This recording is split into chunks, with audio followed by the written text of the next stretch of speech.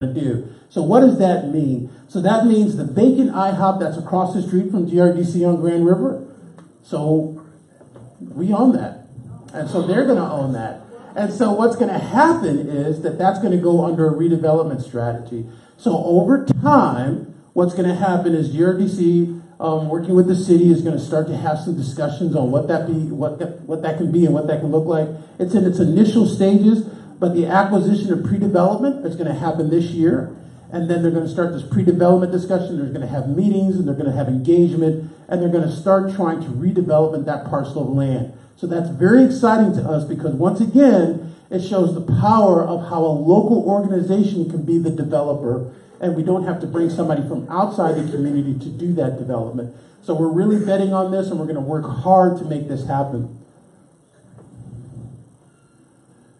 And then the last thing, yes, I do this one too. Yep. And then the last thing is going to be the Holcomb School. So as you know, all these different buckets that I've been telling you about, from open space to economic development and housing. So this is going to be one of our housing initiatives. So every different neighborhood, strategic neighborhood fund, has a housing initiative.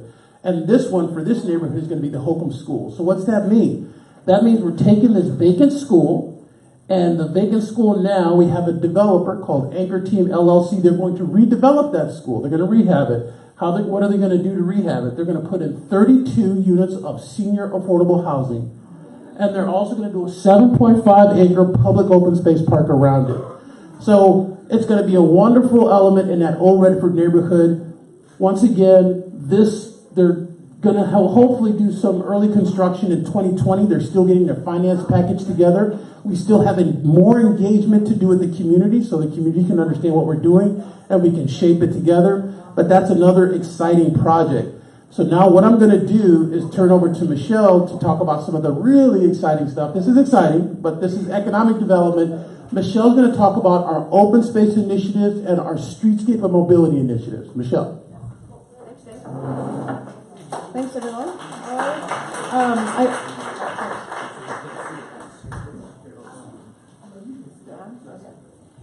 We also have our niece is in the room as well from the Holcomb development team. And so a big part of what Dave was talking about is all of the investments that are public-private partnerships. So it's some of the city investment coming in and supporting private development that's interested in investing in the neighborhood too. And that's why we sometimes call these things the Strategic Neighborhood Fund, or leveraging, trying to get some public investment to also encourage private investment. And so as a part of this project, it's also related to work that we did talking to the community during the planning process that took place over the last couple of years. And so we talked about what people wanted to see with vacant buildings like the Holcomb School revitalized, also looking at the land bank, the public ownership of land around that, some of those sites, and trying to include those in and open up some of that space to be better maintained by some of this private investment, and also to become an amenity for the neighborhood. And so that's something that we'll work together with the developer to see what that can be. And we also have Detroit Blockworks, who's also been working on that site already, to open that up. They're here. Another big one of these open spaces, one of these vacant parcels, vacant privately owned, now publicly owned, is Rogel. So we heard over and over again that the Rogel golf course that had fallen into disrepair, had been closed, it wasn't being maintained, that it needed to come back into public ownership and be reimagined. And so the Rogel golf course was bought back by the city last year, and we went through an extensive kind of conceptual planning process for how this could go back to being a recreational amenity for the community. It's a beautiful natural space, and the resources just aren't there to open it back up as a golf course. It wasn't working as a golf course. And so we rethought about it as with the Rouge River running through it, with the beauty that's there, the nature that people appreciate in the neighborhood, opening it up for wetland restoration, public trails, that sort of thing. So that design will start this summer. We'll open up to designers to come in and bid to contract to start developing the actual construction documents. And so in the fall, you'll start to see announcements about how you can get involved and tell those designers what you want to see We have a conceptual plan for it. That's all in the book that Dave was talking about. It's all online. But you can start to get more involved in exactly where that goes and exactly what that investment is going to be. And hopefully that project will actually start construction in 2020. And that's a $4 million park investment. And so some of these things are public-private partnerships, and others investments are really in the public realm, public assets like parks and roads. The first thing we have to do, though, when we own a site is start to look at what we can do actually this year to help bring up the level of maintenance at the site. So we're working with the General Services Department to see what we can do this summer to raise the level of maintenance. We already started mowing it last fall when we acquired it, but we're going to look at replacing some of those fence edges, clearing the brush, clearing the log jam that was creating a dangerous condition with the bridge that's there. And all of those improvements are going to happen this summer. And so we'll hold smaller focus groups when we start to understand exactly what can be done, so that we can say this is the change that you're going to see, next month. And all of these focus groups, the public meetings, they're all posted to that website that I'll go back to at the end. This is the long-term vision of really opening it up to a multi-use trail. There is the potential that on the north side, we're holding some land for future development. So we don't know what that would be at this moment, but we know that at some point, somebody might be interested in a project there. And so you can see something like this that's been closed, and we know that Berg Road is a problem in itself, and it's a cut-through. And we're reimagining it as really activating that space as a public park that would be maintained by the city, would be part of the Parks Department. And you would begin to have more recreational activity on that site. Connected to that is thinking about all of these investments in the Old Redford area, from Rogel to Holcomb to the businesses, the business community in Old Redford at Grand River and Lasser, and how we can start to make connections that support not only the single-family neighborhood there, but also start to activate some of the vacant land that the city owns, because there's a large number of vacant parcels, and we know that there's issues and that we need to address in terms of the condition of the sidewalks, the condition of the parcels themselves, some of the overgrowth that's happened. And so the way that we're thinking about that is to start to identify connections that can be made in the community. So these are improving the pedestrian quality of life and the ability to walk around, for kids to bike around the neighborhood, for somebody to walk from their new senior affordable co-op unit at Holcomb right down to the Old Redford Kitchen Cafe to get breakfast. Making those infrastructure improvements is what we're going to be talking about when we talk about the Old Redford stabilization and neighborhood greenway.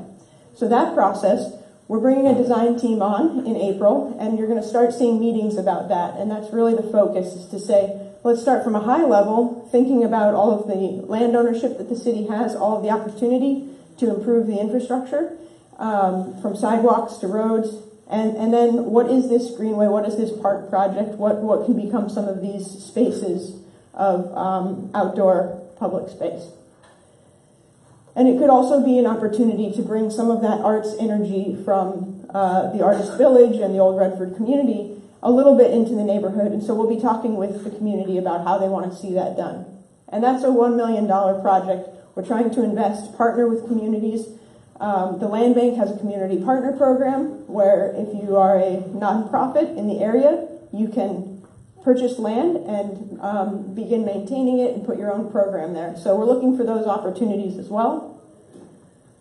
And we're hoping that that continues to support the rehab of vacant houses. So already, since we announced this plan in April of last year, we put all of these houses on the market that the Land Bank owns, and 19 houses in that neighborhood are now under rehab with private individuals who bought houses from the Land Bank. So we're going to continue to support them and continue to try to get demolitions done, to try to get other houses that are available for rehab into the hands of people who can do that. And then, so that's the Old Redford, that's the open space, that's the greenway. And the other big project coming up, and this is probably the first thing that you'll see actually go into construction, is the Grand River, the MDOT project. So it's a Michigan state road Grand River Avenue is. And so that's the Michigan Department of Transportation that's leading a project to make changes on Grand River. And this is in partnership, this is in partnership with the city. So the city's contributed $1 million and the state has contributed $7 million for an $8 million redo of Grand River from Berg all the way down to Southfield. And then we'll be focusing special investment in the road and the streetscape in those two nodes that we've been talking about. And so that process, we've had already over the last 4 months, 4 public meetings, including a couple smaller focus groups. And the next meeting coming up is going to be on April 10th, and that is the final design presentation. So there's flyers like this that are in the back. And I would encourage you, if you haven't been involved in the project, definitely to come out to that meeting and hear what the design looks like and how the construction phasing is going to go. This is going to be especially important for businesses along Grand River. But I wanted to give just kind of a high-level overview of what that design includes, because I think it's really exciting for bringing a more pedestrian, neighborhood-focused environment to a road that everybody knows has a lot of speeding. It's not safe to cross. It's not the kind of environment where you want to go stroll around on a Saturday, and we're trying to improve that to support the business community that has been really thriving even amidst that. So this is a rendering of the old Redford area. So this is Lasser and Grand River, and what you'll see is that so that's the Obama building. We'll probably, this view is maybe from like on top of the kitchen cafe. But you'll see that we're keeping 5 lanes of traffic. So that's 2 lanes of traffic in each direction plus a continuous center lane. And then adding in a lot of bump outs so that you can shorten the crossing distance at all of the intersections. That makes it safer to cross. And then also a 2-way cycle track on the north side of the street. This is the same thing in the Grandma Rosedale area. This is down by Auntie Betty's, this rendering, and this is showing also we're adding a few pedestrian crossings. There'll be a couple new there'll be one new signalized intersection at the Grandland right at the CVS. And then the other crossings will be rapid flashing beacon pedestrian crossings. So you only cross 2 lanes of traffic at a time. You press a button and the signs flash. And then there's added opportunity for landscaping. And of course, the striping makes it a lot easier. Right now, the parking lane's not even striped, so it looks like another drive lane. You're really dealing with like a 7-lane road out there. So this is going to make a huge difference to the look and feel of Grand River all the way through this community, and we're really excited about that. So come out on April 10th and see the details of this. But I wanted to just show a little preview. And then highlighting, again, that you can go to this website, the city's website, detroitmi.gov/northwest, and you can download this entire plan, 130 pages, like Dave said, or you can just look at the high-level stuff of what community meetings are coming up. You can sign up for a newsletter where we'll actually email out to you to remind you of community meetings coming up and any project updates. So that concludes basically our presentation of the project. So there's going to be a lot of meetings about specifically each project where anyone can get involved. We're going to make sure that the councilman understands when those meetings are. You guys can get invited to those. Whatever you want to be involved in, it's up to you. But I just want everyone to know that engagement, making sure that the meetings are open and transparent is what's very critical about this process. And so we're going to continue to do that. And so we're going to open it up for questions. Turn it up, Reg. Got one over here. I'll hold it. Excuse me. Hi, my name is Rhonda Cheatham Mitchell. I had a concern about that golf course. Many residents were complaining about it being in a flood zone. Have they rectified that situation? So there's 2 things going on. So they're currently in the process, the Department of Environmental Quality is still doing some investigation, but DWSD would like to do a stormwater park situation there as well to help the drainage issues that we've had in this specific neighborhood. As you know, this neighborhood is in a disaster drain district, so it does have federal DDR emergency money that's attached to it. DWSD has access to those dollars, and they potentially want to do something on Rogel, but they're still doing soil testing to make sure that the soil and the water is of a quality that can drain into the root. Very complicated system, very complicated conversation, but we are going to have meetings to talk about that, and our hope is that DWSD is going to have an update to us in the next maybe 2 months, and we'll have a meeting about whether they can do a stormwater kind of a park in that system or not. Yeah, and I just wanted to add, because it is, a lot of the site is in the floodplain, which is why it wouldn't really work for a lot of uses that have been proposed, like a cemetery or development. What we did carving out that site at the north end along 7 Mile was kind of find the only land on that site that would be suitable for any development, and then take the rest of it and say, this should be a natural space amenity. So we'll restore the wetlands that are there. The floodplain will be there because the Rouge River will be there, but how do we be better stewards of the environment and make it open to the community as a natural resource? And as she says, a natural resource. So I don't want you to think that Rogel becomes this entire park where people are throwing frisbees around. It is going to be a nature stormwater park. There are going to be little trails that you can walk through, but you can't walk on the rest of it. And then the only place that would in some way be active is the place in front of the current part of public park building that's there right next to the parking lot. We are going to carve out a little active space there where you see a rendering for it. But the most of it is going to be used as a natural resource to bring in butterflies, to bring in different species of birds, to bring in different plant life. It is going to be a nature stormwater park in our hopes, with trails to it for you to experience and to learn as well. Got one over here. Yes, could you tell me the location of the meeting that you're having April 10th? The Crowell Community Center. The address is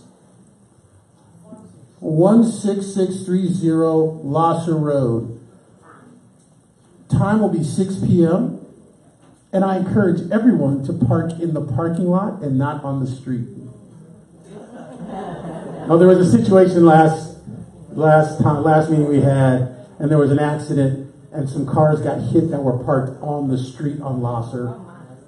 And my car was one of the cars parked on the street. And it didn't get hit, and I looked at it, and then I went home, and I had like a glass of wine and a piece of cake, and I celebrated, and I said, you know what? I will never park on Lasser in front of Crowell again. So just so I'm giving you guys a heads up. Got one over here. Yes, regarding the notification, the notifications for all of the meetings. So are residents notified by email? Yeah. So how do you get on that email list, and is that same email list used for all projects? That is a great question. So if you have come to any of our meetings and signed in and left your email, I've added you to the email list, and there are categories of interest. So you can also go to the website, and there's a button that you can click that says sign up for the newsletter. And when you do that and you register and you put your email in, you can check off your interest areas. So if you just check off the entire Northwest Planning area, you'll get all of the larger community meeting email notices. If you check off something specific like Holcomb School or the old Redford Neighborhood Greenway, then if it's a smaller meeting that we're holding, I'll invite just that subset of people who said that was their interest. But all of the meetings are also listed. So if you go and you check and you see what's coming up, you can see it there on the website. Got one here. And I just want to add, we're going to make sure that the councilman's office knows when all the meetings are. So you're welcome to contact the council. Also, organizations such as Grandmont Rosedale CDC will have information on meetings as well. And we hope to get some information to Artist Village as well. So there's going to be plenty of places that you should be able to go into the neighborhood, learn when meetings are happening, and then schedule some time so you could attend. This is more of an announcement. I'm a member of CDAD, Community Development Advocates of Detroit, and now I represent the Oak Grove and Greater Sand Hill neighborhoods, which also includes kind of Malvern Hill, and they have picked me to do a video of that neighborhood. So I will be meeting with them next week, and I want to get the councilman's office and you together. I'm going to put a meeting together called Concepts, Concerns, and Collaboration with the businesses and the neighborhood associations in that area. Yeah, we love it. We definitely want to work with you. Have another. Yeah, my question is, will all the landscaping that's planned, the streetscape, I appreciate the stormwater approach for Rogel, but the streetscapes and the Holcomb School, will that all be required to be stormwater friendly? So it's a great question. So I'm going to answer the Holcomb one, and I'm going to turn it over to Michele to answer the MDOT one, because the MDOT one's not a good story. Michigan and how they do roads. But the Holcomb one is a developer that we are working with. And we are going to encourage that developer to use kind of green stormwater tactics as much as possible, especially in the green, and especially in the park and the acres around there, to in some way invigorate a beautiful environment for the seniors who are going to live there, as well as for visitors who want to go to that park. So we're going to encourage that. We always encourage that where we can. Now, Michelle's going to tell you about the bureaucracy of MDOT, and I won't go all the way into that, but yeah, so for any new development, there is a new stormwater ordinance that actually requires developers to manage their stormwater on site. So that was passed by council and was developed by DWSD, and so there's actual requirements to that. For roads, the city of Detroit is really interested in managing its own stormwater through new projects and roads. Things get a little bit complicated when it's different people's stormwater. So just like you pay for your own drainage on your own site, MDOT is responsible for their drainage on their road. And the way that they did their own analysis was that it wasn't going to be part of the budget for the Grand River project. However, I know that there are things that DWC is looking into on Outer Drive, and so you'll see some of that stuff coming to the neighborhood through different avenues, and it's always a matter of looking at kind of the cost benefit to that. Otherwise, it's actually the requirement of the stormwater ordinance. So.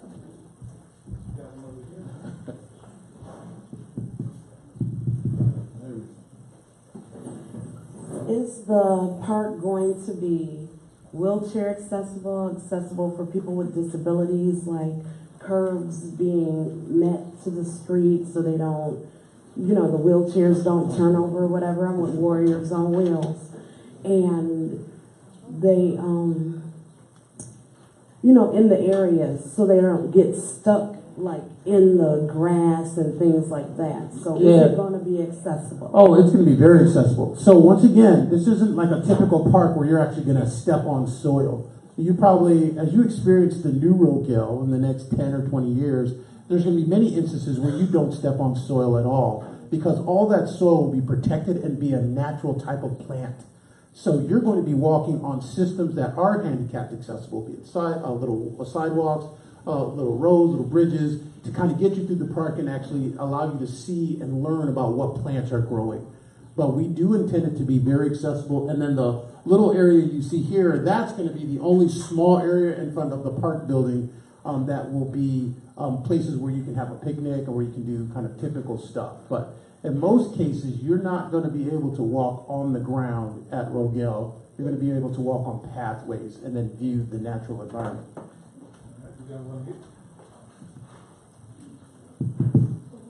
Hi, my name is Sherry. I am an artist. I am an international artist, and what I do is the neurophysiological aspect of color and how it affects your thought, mood, and behavior, used by Nobel Prize-winning physicists and scientists, including Albert Einstein, Sir Isaac Newton. So if you need some information regarding the psychological aspect of how color, flowers, and paintings and murals will affect the neighborhood, I'd be more than happy to assist you. I have exhibited for the Queen of England around the world. I am a pal. I am also a Girl Scout. So I'll let you know, that is awesome. When we go through this process, and we're probably going to start the Greenway in Old Redford process probably next month or so. Yeah, by the end of the month. we definitely want you to be a part of those meetings and discussions with the community and kind of our Detroit Blockworks and the other people that are going to be involved, because we're trying to make sure we have as many voices to create and to help us put as much kind of influential art that means something to the community, both history, culturally, and like you say, neurologically. So, neurophysically, logically. Okay, I got you. Okay, but I think what's important and what I want to constantly kind of get across to everyone is we want your engagement. And we're setting up and doing all these meetings. I mean, sometimes Michelle and I have every night from 6 to 8, we have a meeting in a different place, in a different community. So we're willing to do that because we want that engagement. So we'll make sure that you're on that list. But please come to the old Redford Greenway discussions, because that's just the type of energy we're looking for. Got one over here. Thank you for taking the question. My name is Isaac Zoma. I'm a lifelong D1 resident, born and raised, proud, graduate of Detroit Public Schools, K through 12. Also founded a nonprofit called Betterment Outreach, and what we do is connect young adult men specifically to resources and provide support. And so I guess my question is, while I understand the planning and development department is interested in engagement, transparency, and input from the community, I'd like to find out to what extent, when these development projects are underway, do actual residents get to take advantage of job opportunities when the building, and that's part of my responsibility to take back to our group. So how can we be a partner from an organization standpoint, and how do you support nonprofits? I think you mentioned the community partnership with the land bank. We're aware of that, and the process is underway. But how can I get our members to take advantage of, once these projects are underway, the actual jobs that they might create? Yeah, so I'm going to answer real quick and turn over to Michelle as well. But I think there's two things that we want to do. Is one thing, we want to make sure that you're engaged. Another thing is we have a number of different programs called Grow Detroit Young Talent. I'm not sure if you're familiar with that, but you should definitely get very familiar with that. But then we also have a huge kind of, and our Detroit Economic Employment Solutions has a huge kind of database that they're also building. So why don't you talk to us afterwards, because there's 3 city agencies that I want to connect you with. Detroit Economic Employment Solutions, Grow Detroit Young Talent, and some other entities. Our goal also, what I'm thinking, what I'd like to do sometime in the fall when Michelle gets back, but sometimes in the fall, what I would like to do is do a resource table.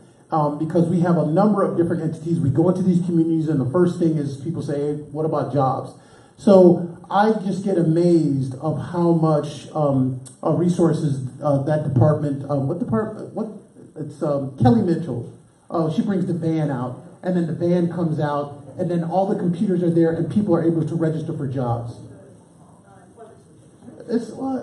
I think Kelly's got a different department, but so Kelly's got this big, beautiful van. And it comes out, and when it comes out, there's like 5-10 computers inside. People can come up, register for jobs, and then Kelly starts to place them and then training. So there's an elaborate network that city department has that I want everyone to understand what that is. Same with Grow Detroit Young Talent, which is for the youth, so the youth can get jobs. So there's other alternatives to just fast food. And right now we have huge amounts of slots that are available for the summertime where kids can get jobs. So we'll we're talk getting about close this. to the end of the meeting. What's the information? Is there a phone number that you have? Those aren't my department, so I wish I could give them out. But what I'll do is reach out to us, and then we'll give you the litany of all those departments, so you have the contact information and you understand kind of how to get registered for jobs, get kids jobs for the summers. All those different departments, they do that tremendously. They're doing a really good job. And for the record, your information is on that contact sheet that we handed out today. So Yes. if you're looking for them, it's right there. Yeah. All right, we got one more because we're getting close to the 12:30 hour. Okay, thank you for taking the questions. I'm a resident in the D1 area, and my question was security and safety in the park area. Like, where's the parking gonna be? Is it gonna be accessed through the neighborhood, or will you save an area from the parking lot that they had at the Rogel Golf Course. And that, Yeah, so like I said, we went through a conceptual plan for the whole site, and that did come up as a big concern. And so we're focusing on the main access point and the main public entry point being right there on Berg Road, where you already have the parking that exists there and the clubhouse building that's there.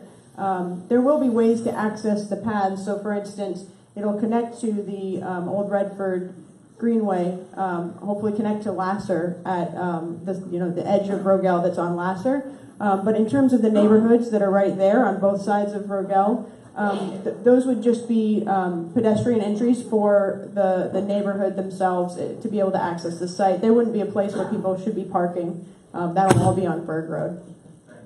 the second part of my question is, I'm a City of Detroit bus driver, and I heard you speak of the bike lanes, which I know that, that's the future, share the road and that kind of thing, and a little more encouraged to hear that it's going to be two ways, so on one side of the street. But I want you to keep in mind the width that's still left for the buses to traverse, and also delivery vehicles. So if we, as this vision comes to pass, more activity will be there. And so we want to keep that, and because there was no planning on cash going through Wayne State, because I can't go past another vehicle. I literally have to pull over. So nothing to do with So I mean, Grand River is a really different road anyways, and MDOT standards are already going to keep the lanes wider because it's just a higher traffic, higher speed road. But also we are taking into account, with those new pedestrian crossings, how does that affect where street parking is and where deliveries will happen? And we're doing that outreach. We're actually having a business owner focus group on Monday to look at the preliminary designs and see how that really affects that space right between the drive lane and the curb. But there shouldn't be any issue with buses. In fact, the bus infrastructure on Grand River that's proposed, because of the bike lanes, is to actually build bus islands on that side so that there's a separate curb, a separate concrete island for folks to wait on. So the bus isn't having to go into that two-way cycle traffic. Yeah, but it's a good point. All right, we have time for one more, our last question here. I'm piggybacking on the gentleman that asked about jobs. With the new development coming into this area, how are you going to effectively include, I know you're having engagement with everybody, but how do you effectively include consultants and business people that are in District 1 so that we can financially take advantage of the economic growth? Yeah, so then all of the potential projects for consultants would go through some type of RFP process. So that RFP process is published. We're going to make sure that any new RFPs that come together we'll make sure that as we have come to the public meetings and any engagement, we'll let people know, hey, consultants, just to let you know, there's opportunities out here. So we'll do better at that. I think we're doing a good job when it comes to the big projects, but we have to do a much better job with the smaller ones. But when it comes to jobs, I wouldn't do the 3 different departments justice by talking about that. So what we'll do is we'll set up a specific resource fair related to that with all 3 of the different departments, because there's one just for kids. And when I say for kids, there's like thousands of jobs that kids can sign up for the summertime through the Grow Detroit Young Talent. They need to talk about that. I wouldn't do it justice. Yeah, that's separate. Yeah, it's separate. And then for people who want to get jobs in the community for the opportunities, what we're going to do is we'll ask the developers, we'll ask the CDCs. As things start to come online, we'll let people know. It's like, hey, let's do some type of job fair so people understand what's about to open up in these building spaces and what job opportunities are there. So we're going to constantly do that and make sure that that is effective, because we'd love to see everybody within this neighborhood, District 1, get the job opportunities, both to work and consultant jobs that are available. So we're going to work and try to do that. And we want your help to do that as well. All right. Give it up for Dave Walker. So, that takes us to the end of the meeting, but don't leave yet, because we always, turn it up just a little bit, Richard. We always want to make sure that we have an opportunity for announcements, but I'll give you the first announcement. We started out with 11 boxes of Girl Scout cookies. We now have nearly $400 in sales because of D1 residents, and y'all did what you're supposed to do. But they still have more cookies in the back. I'm just saying. And then another update. 6 years ago, we started out right here with 30 people in the room. Today, the official count, according to our record, is 139 people here in the meeting today. That's growth, y'all. We all work together. Before I leave the microphone and give it to Aaron for announcements, I want to first give a shout out to our Detroit Police Department. Y'all give it up for them. They're always here. Not just in this city, all around the city of Detroit. Very reliable. We appreciate you. But I got to give a shout out to my team as well. Reginald Alexander. Aaron Hall. Edwina King. DeAndre Watson. Aisha Mitchell. Daniela Borum. And last but not least, Lisa Jennings. We also have the D1 Business Liaison. We have back in the back, Tanisha Johnson. And I saw her walk in here just recently, County Commissioner McCormick. Is she still here? Well, she was here, y'all. Give it up for her. Clap it up, clap it up. Aaron Hall, the floor is yours. Thank you. All right, folks, it is time for our favorite portion of the meeting because I'm hosting it. We have announcements. And just for assistance, I brought 2 security officers up here, Wayne King and I have Carol Jenkins, just to make sure you guys stay in line on time. Mama Carol, come on, get them. Cross your arms, look tough. Come on. We ain't playing no games today. So if you could, please just join me on the left side, your right. We can go ahead and keep it to 30 seconds or else, Mama, get them. There you go. I got you. Come on. Good afternoon, everyone. So just a brief announcement for those who have collectible materials, both the D1 monthly meeting response form. We read every single form. And we take your suggestions to heart. So if you have the opportunity, please fill that out and leave it on your table, and we'll collect it at the end of the meeting. Also, for those that did fill out the surveys that Dawn passed out earlier, if you can leave those at the table as well, and we'll collect those and pass those to Dawn. Thank you so much. Thank you, Ms. King. Yeah. Tom, my name is Tom Wilson. Just real quick, you've heard the acronym GDYT, which is Grow Detroit's Young Talent. They've extended their deadline for youth between 14 and 24 to apply for those city jobs. So the deadline is March 31st. Last year, they hired 8,500, young kids, 14 to 24. My 3 grandsons have been involved for about collectively over the last 10 years, but it's gdyt.org. And you can do it they have to do it online. You can't do it otherwise. Thank you. And Tom just gave me a quick reminder. Folks, who's ever been out to one of our school welcome events? Raise your hands if you've been out. Oh, that's actually a decent turnout. Well, folks, we have our first school welcome of 2019. Give yourselves a round of applause. All right. We'll be right up the street at Madison Carver. It's a Cornerstone School located at take your pens out, folks. Come on. 19900 McIntyre Street on April 15th. We need the men to get there no later than 7:15 a.m. So, in 2018, we actually started doing the impact projects where we build the gardens and have career days. Well, this time we need men to come out and read to students, okay? We're really expressing and stressing literacy in our schools, okay? So April 15th, 7:15 a.m., at Madison Carver. Men, come on, come on. Greet the kids, give them high fives, words of encouragement, and we're going to read to the babies, all right?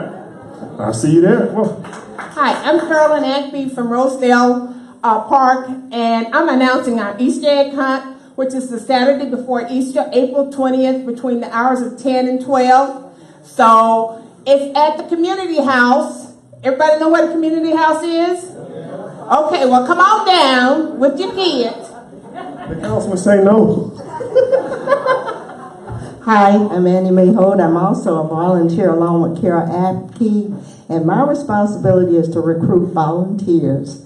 My phone number, 313-615-6248 if you're interested in volunteering or donating. And before I leave the mic, I'd like for the community to know that the Girl Scout troop that was presented to us earlier, they have been engaged in that Easter egg hunt, 4 years. So not only are they being worldly in their commitment to their community, they also are local. So again, 313-615-6248 if you have some money or time. Thank you.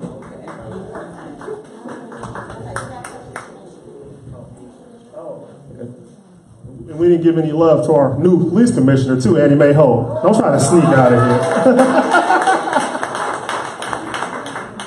Hi, my name is Doug Russell. I'm with Detroit Blockworks. We're working on a community development corporation for the old Redford area.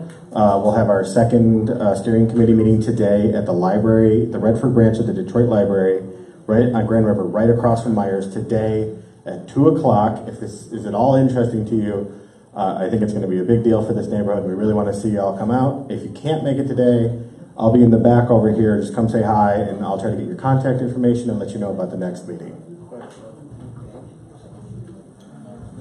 Hi, good afternoon, everyone. I am Tanisha Johnson with the Detroit Economic Growth Corporation. I serve as the business liaison for District 1, supporting the Office of Councilman Tate and the Department of Neighborhoods on business initiatives. I just want to mention that we have our Motor City Match and our Motor City Restore programs. The applications are now available until March 31st. If you are an existing business owner or if you have an idea and you want to start a business, please see me. I'm happy to help. It's a 50-50 match grants program that helps to either move you into a business location or if you have an existing location to help repair the exterior facade improvements for your location. So please feel free to reach out to me, or you can visit our website, degc.org. And then one more thing I want to mention, we have launched our capital readiness checklist. If you are a business owner and you want to find out how can I access capital, how do I get the funds to actually take advantage of some of these programs that are available, also please see me. It goes over the 5 C's of credit. It goes over the documents that you need that most lenders are looking for. It goes over what you need to do to get to A, to B, to C, to completion. So happy to help. Please see me. Thank you. You got her, Mama? Okay. Good morning, District 1. Hello. So my name is Stacy Young, and I'm representing CDAD, and I'm here to invite you all to a community dinner. I did leave out some flyers over on the table. I'm not sure if they're still there, but I do have some more. And I have a business card as well, just in case we run out of flyers. If you'd like to take down my phone number, I can give that to you right now. And this is a free community dinner for District 1. We'll be working in all districts, but this month we're focused on District 1. So James Tate and staff, you are more than welcome. We definitely want to see you. My telephone number is 248. I'm sorry, what? When? Yes. It's going to be April 2nd. It's going to be at Life Challenges Ministries. My phone number is 248-513-5899. And that dinner, once again, is April 2nd, 6 to 8. And all are welcome.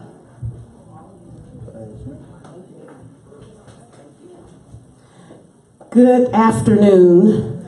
I am Wayne County Commissioner Monique Baker McCormick. And just wanted to let you guys know that we will be opening a District 6, Wayne County Commission District 6 office. This is the very first one. And I would like to invite all of you out on April 30th. So I hope you'll mark your calendar for that day, 5:30. And I have information here about the grand opening. Again, that's April 30th at 5:30. And I hope to see all of you there. Thank you.